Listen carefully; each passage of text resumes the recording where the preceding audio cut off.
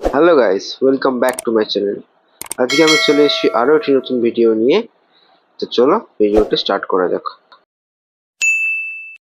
Video শুরুতেই আমি জানিয়ে দিই আমার রান্নার ব্যবহৃত উপকরণগুলি: হলুদ গুঁড়ো, নুন, চিনি এবং শুকনো লঙ্কা গুঁড়ো। সাথে আছে টক দই এবং পটল।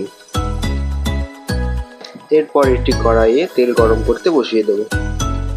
তেল গরম হয়ে গেলে এবার পটলগুলো আস্তে আস্তে তেলের মধ্যে ছেড়ে দেবো।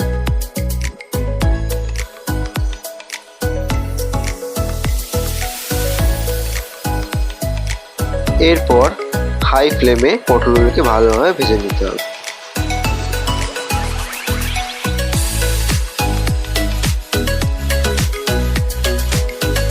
পটলগুলো হালকা হালকা ভাজা হয়ে গেলে এবার দিয়ে দেবো সামান্য পরিমাণ নুন।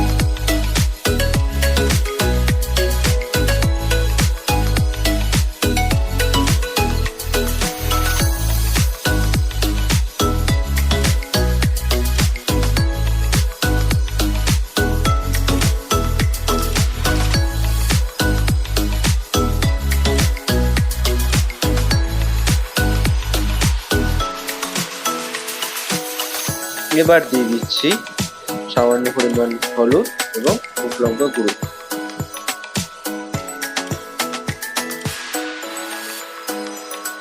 এরপর সামান্য পরিমাণ টক দই মিশিয়ে দিলেই ব্যাস তৈরি পটলের নিরামিষ রেসিপি।